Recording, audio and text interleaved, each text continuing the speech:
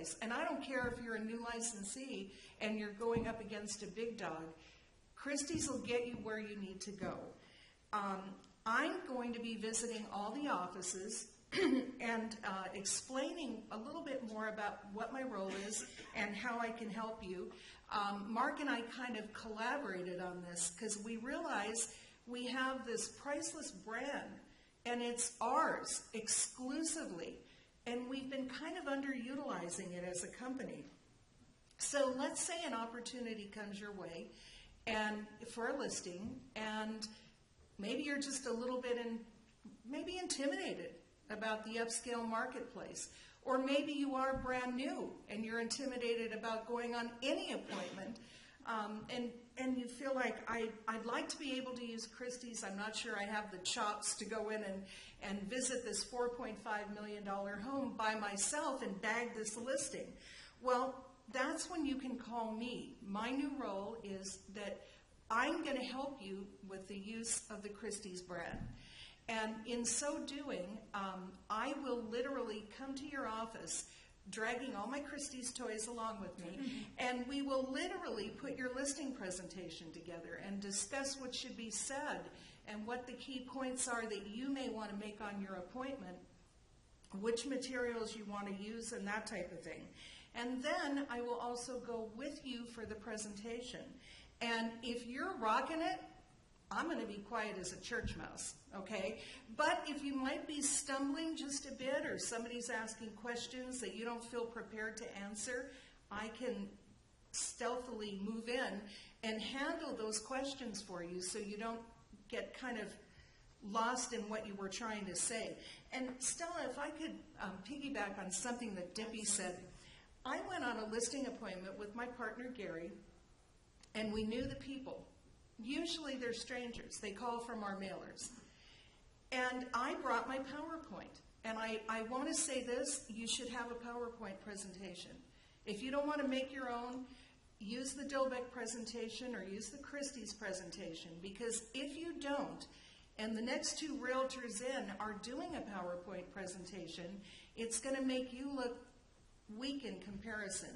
But what I realized over a period of time is that my PowerPoint is my guidepost through the listing appointment. So I hit a slide, there's my topic, and I talk about it. And I hit the next slide, there's my topic. So now we go to someone's home where we know the people, and they said, you don't have to bother with a PowerPoint, it's us. I was lost through the whole presentation because that was my guideline of what I wanted to talk about and what I wanted to share with the people. So I really recommend doing that. The cost to use me for that kind of a presentation and going with you is 5% of the listing side of your commission. I think probably most of you are very aware that you can place an ad in Christie's International Real Estate Magazine, and it's expensive. But do you know that Christie's regularly advertises in 17 other publications, including 5 Asian language and 3 Russian? So there's a whole plethora of tools to choose, and you shouldn't get caught on that appointment not knowing what you're prepared to offer or what you're prepared to pay for. So we could address that in advance and come up with a beautiful story about why you have decided to showcase this home in this Asian Wall Street Journal, or whichever one you choose that fits your budget and you feel comfortable making that offering. But you do have to be a little bit careful with Christie's because some of their marketing tools are quite expensive. The magazine is $2,000, and they have the global distribution of the brochures. It's very expensive. So you want to know in your head, what am I prepared to offer these people? And that's something you and I could work out in advance of the meeting. And the other thing I want to say about Christie's is it's always been known as a luxury brand, okay? But we need to rethink our concept of Christie's today because of all the international investment. It's also an international company. So Chuck Lex shared, our Westlake Village manager, shared some stats at a meeting that I jotted down. Chuck said in 2013, 6.8% of all the real estate sold in America was to foreign investors. And that equated to $168 billion of foreign investment in American housing. Wow. So it's That's way more huge. Than a luxury brand. It's also an international brand. And if you today live in Shanghai, your townhouse costs double what it would cost to buy a townhome in Burbank.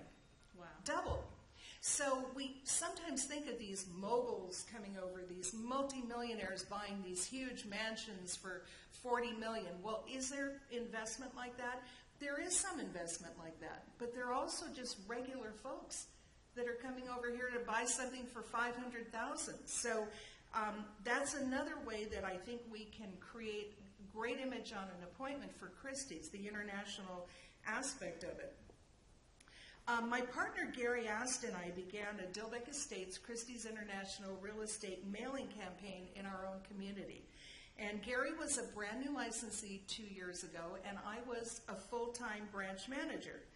And in that time span, and I'm reading to this on purpose, I know it sounds braggy, but I don't mean it that way. We listed 63 Flintlock Lane for $1.2 million, 18 Dapple Gray Lane for $1.2 million, 228 Bell Canyon Road for $1.388 million, 19 Wrangler Lane for $2.950 million, 2 Stirrup for $1.688 million, and 68 Hackamore Lane for $1.95 million. That's not a tremendous amount, but considering it was a startup, and we previously didn't know any of the people whose homes we were going to, all this business came from the mailers. They would literally say, "Hi, I'm reading your mailer, and it says the home on Ranchero sold for..." They literally were holding the mailer in their hands when they called. So the reason for putting out the stats is to let you know that I've tried it and I know it works. So if a full-time branch manager and a brand new licensee can do it, believe me, you can do it. I will be visiting your offices to share. There's quite a bit more about Christie's, some tiers of marketing that you can participate in, and it's a little too much to go into here. And I'm also hosting a roundtable after the meeting. If you'd like to drop by, I brought all the pretty Christie stuff. And you can have a look at it and get an understanding of what the cost is for these items and how you might want to use them. And, you know, I want to say, don't ever lose sight of your dreams. There's magic in them. And I think if you leverage Dilbeck Estates and Christie's International Real Estate, you'll soon be living the dream. That's beautiful, Donna. Now you're talking my language. The thing that's really exciting about Christie's and the fact that you are now, our Christie's in-house expert. Do you have a question for Christie's? Real quick, yes. Just a reminder, we're about 2/3 plus through. So if anybody has any questions, and now heard everybody speak at least a little bit, just kind of wave and I'll come over and jot down your question and I'll feed it up there to Stella or we'll ask it from here. So, Mark, I have a question. I wrote it down. The thing that I'm excited about Donna's position is that if some of you were thinking, well, I'll do luxury marketing later, maybe I have after a little bit more experience or after I have, whatever it is that you want to get over first. But having her as a support, you can start marketing yourself as a luxury brand real estate agent right away, right? And Absolutely. then you can go and help them and 1 or 2 transactions with Donna, and then after that you'll be a pro, spending some time with a pro and kind of learning how she does it. So don't hesitate about starting to market yourself as soon as possible, because Christie's, I'm so excited about Christie's, and it is so unique to us. Only we Dilbeck agents can say we're Christie's affiliates, and so to not use that, I think, would be such a shame. And now with Donna's help, I think all of us can step into that sooner rather than later. So that's really great. Thank you, Donna. Yes, Stella. Yes. Sorry, I do a couple of questions that are relevant right now for Donna. The first one is, when you got the call, was the mailer from your listing or it just sold? The one you were talking about a bit ago. I think those were neither a just listed or a just sold. It was just a one-page mailer that Gary actually prints at home and tapes on cardstock, and it had the latest stats on sales in the community. Okay. And then the other one is if you're doing a Christie's marketing, can you ask the client to pay for the marketing because it's so expensive? You know, that is such a good question. I'm actually doing a little bit of strategic recruiting for the company along with my Christie's role. And I met somebody, and Mark actually has met this person too, who, Gary and I had a page in the Christie's magazine, she had 2 pages. One of her listings was $4 million, and one was $25 million, in an area that sells for about 1/3, okay? And she came in and told me, yeah, I get them to pay for it. I said, what? She said, oh yeah, I come in with a fully prepared budget. I tell them what I'm committing to, what I'm going to spend, and that if they want to be in the magazine, they'll need to come up with X amount. And she did this to the president of Procter & Gamble, and he said, well, of course, how much do you need? And he wrote her a check. It's amazing what happens when we just ask. Do you have any other questions about this right now, Mark? Okay, great. So I have just a few more questions for you guys, and then I want us to open up to our sales partners to see what questions they have. So if you had a listing appointment and you were competing with somebody else, and the seller just kind of says, Jenny, why you? Why should I list with you? How would you answer that question? First of all, it would depend whether they're asking me that in the very beginning or towards the end. If it's towards the end, then I would feel like I had not done a very good job of distinguishing myself to begin with. If it's towards the beginning, I do mine very much like Dippy, where my background is psychology, and I love understanding the person better.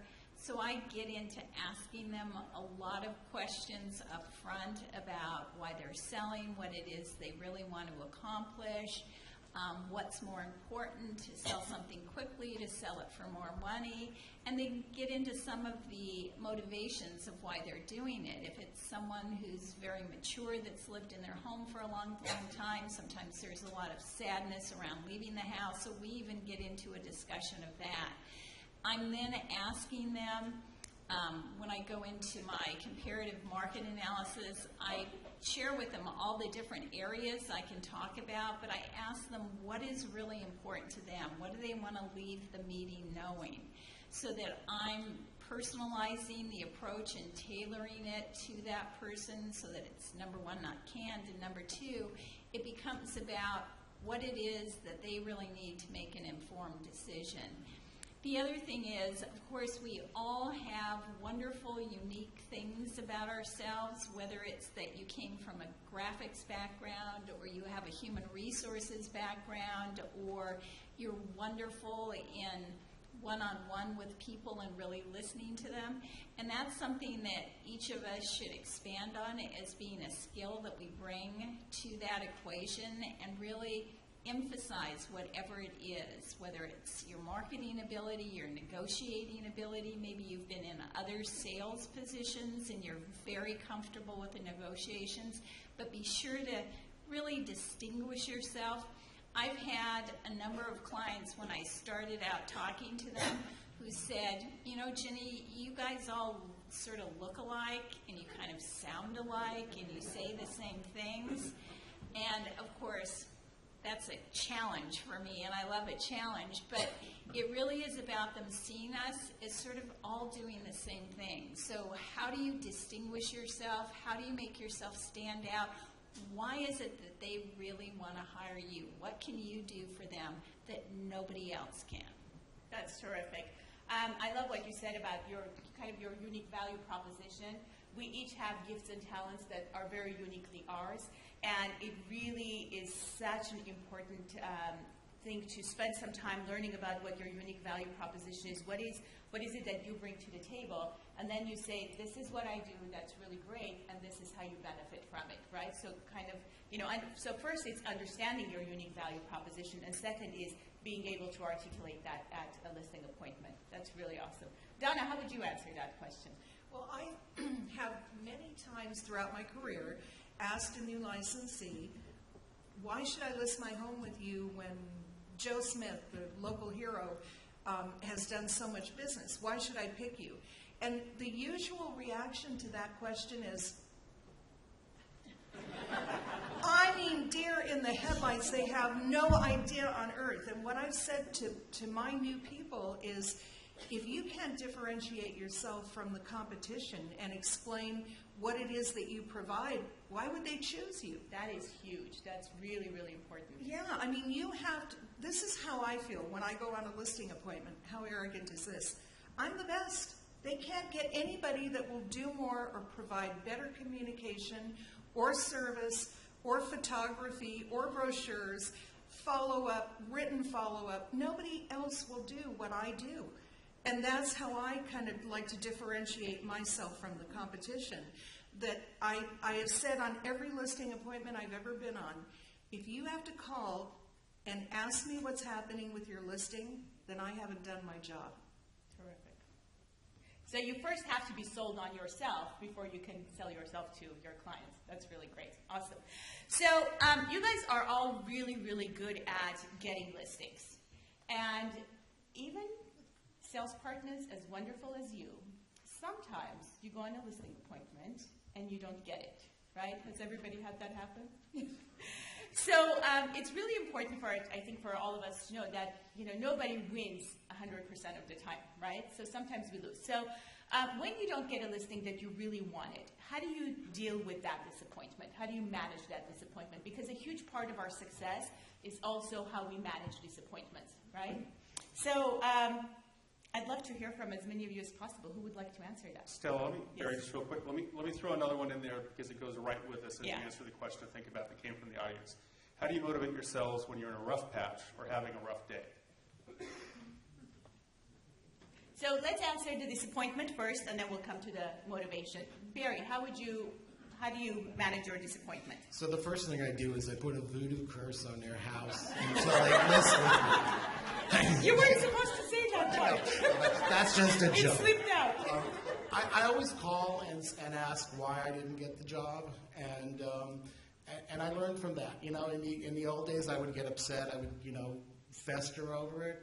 Now I just realized that it wasn't my time. It wasn't meant to be. And, when I go in on my listing appointments, Stella's changed that for me completely. I mean, I used to go in and I'd be all sweaty and nervous and sort of talk off the top of my head. Now I know my listing appointment. I go in and like Dippy said, it's a conversation. And chances are I'll get the listing eventually. It's just not the right time. You just move on and go on to the next. With the Christie's presentation, that seems to be the clincher. That always seems to be why I get my listings when I go on the Christie's program, because it's just so fabulous. Nothing else is on the market that compares to it. Terrific, thank you. Let's hear one more about managing your disappointment, and we'll come to the motivation. Dippy, how do you manage your disappointments when you don't get a listing? You only had one, so how did you manage that? Well, I used to have a lot more. So, first of all, allow yourself to be upset.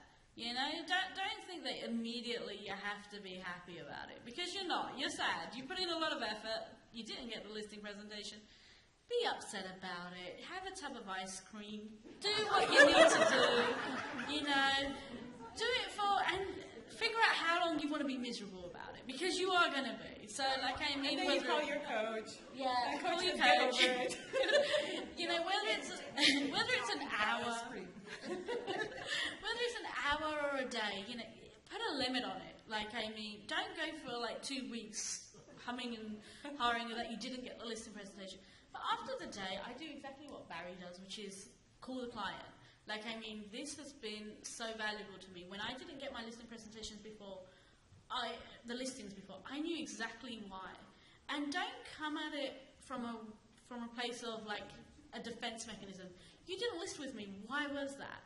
It's more sort of you call the client up and say, hey, I really want to learn from the experience. I'm so disappointed I didn't get your listing, but obviously I didn't share with you everything I could maybe do, or obviously I didn't impress you as much as I should have. Can you just tell me why? What was it that made you choose someone else? And make it easier for them to do it, because then they feel that they're helping you, and they probably feel a little bit bad that they're not listening with you, because we're all nice people, and then they feel that they've helped you, and then learn from it. Always think of it as a learning experience. The other thing is, make sure you have a nice support system. Like, for me, it's always my husband. He's the best. He's always there saying, it's okay, you're not a horrible person, you're not terrible, you'll get the next one. And then also, I have to say, our office is lovely. We have such a wonderful support system in our office with George and Susan and all of us realtors. We all stick together, so when one of us doesn't get something, we're all over there telling each other, it's okay, don't worry, you'll get the next one. And that also helps, so lean on each other. Yeah, that's really the beauty of one of our offices. That's something in common that all of our offices have, and it's one of the things I love about Dilbeck. Absolutely. But anyone else? Yes. Yeah, yes. if you're coaching, then you can vent at it with Stella for an hour. Which will be 5 minutes instead of 2 minutes. Awesome. Jenny, I think you wanted to add something? I think the lesson is so important, and any seller is going to be impressed if you call and ask them, what does that say about you? But I had a friend a couple of years ago use a statement that really was powerful to me. She said, Jenny, a lot of times rejection is protection. Absolutely. And when I looked back at some of the things that I thought I lost, I was so thankful that I did not get them, where they were sellers that were on the market for 2 years that wouldn't make price reductions. They were people that I really would not have enjoyed working with. And we all get to choose who we work with. So think about it as rejection is protection. Sometimes it's good to lose. That is really valuable. That's awesome. Yes, Donna. Okay, I had a very wise coach. Her name was Stella Balasanian. And she talked about when you do have disappointments, and I've kind of distilled it down to, from her comments, for every old sock, there's a shoe. Okay? You are not going to be the perfect person for everyone you meet. And they're not going to be the perfect client for you. And that's okay. Just move on. Absolutely. And Absolutely. I would drink a tub of gin instead of having ice cream. Whatever works for you. But I think as long as you go fully prepared to this appointment, right? You know that you didn't lose it because you didn't do something, right? You go fully prepared, you've done your best, and you don't get it. It's so much easier to walk away from that. It's when we know that we weren't prepared, that we could have done a little bit more. I think those are harder to swallow. So to me, it's an easy fix. Every single time, go fully prepared, and if you don't get it, then it wasn't meant to be, right? That's awesome. All right, so that other question, I love that question. When you are going through a little bit of a slow period, how do you motivate yourselves? Who would like to answer? I'd love to hear from a couple of you. Yes, Donna. My mortgage payment. Yay, that could be a great motivator. Anybody else? How do you motivate yourself? I have a storyboard of everything that I want for my future. And so through every escrow, I always have a goal. Whether it's to refinish the floors in my house, a new car. My newest goal is I want to buy a condo in Palm Springs, so I'm almost there. So it's constant goals that I set for myself, and they're realistic. So you create a future that calls you to it and allows you to get excited about it. Absolutely. And move forward. And the mortgage payment, too. And the mortgage payment. One of the things that the panel said, Jenny said it and Mary said it, is creating that support system. Does that help you guys? Whether it's your mastermind group or your coaching group or family support, does that help you guys get out of that and kind of not putting yourself in a situation where it's lonely and you're alone in it, but creating a support system? Does that help? Absolutely. Yes. Yeah, terrific. Awesome. There was one question that was submitted from one of our sales partners in Pasadena. Let me get this question out there, and then I'll go to you, Mark, to see if you have any other questions. One of our sales partners in Pasadena said, if you could identify one thing that has contributed to your success, what one thing would you say has played a big role in your success? Who would like to? Barry. For me, it's actually 3. Coaching, coaching, and coaching. We are so fortunate to have Stella through the company and from Mark to subsidizing it. The amount of money that we spend with Stella is minuscule in comparison to what you get back. So I highly recommend coaching, because it's such a lonely business. It's you out there, and you need a cheerleader. And I have never met anyone like Stella, and she has totally changed my life. And it's not just my business. When I started with Stella a little over a year ago, I also started Weight Watchers. I've lost 40 pounds, and I think that that's because I have this constant cheerleader on my side. You know, it's somebody that helps you believe in yourself. Thank you, Barry. Okay, anybody else? What is the one thing that, if you can identify one thing, what is that contributes? Yes, Sherry. Well, I don't know that it's one thing, but I go back to building trust and relationships. In my Rotary Club, we have the Rotary International has what they call a four-way test, and I live by this every day of my life. Would you like to hear it? Yes.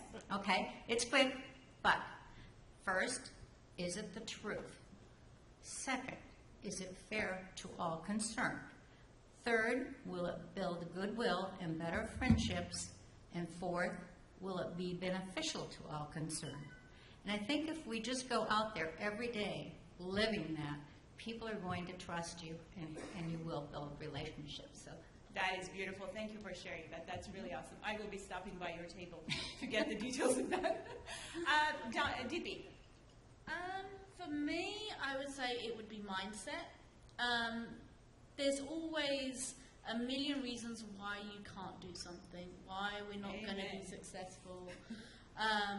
But it's just figuring out, no, I'm going to do it.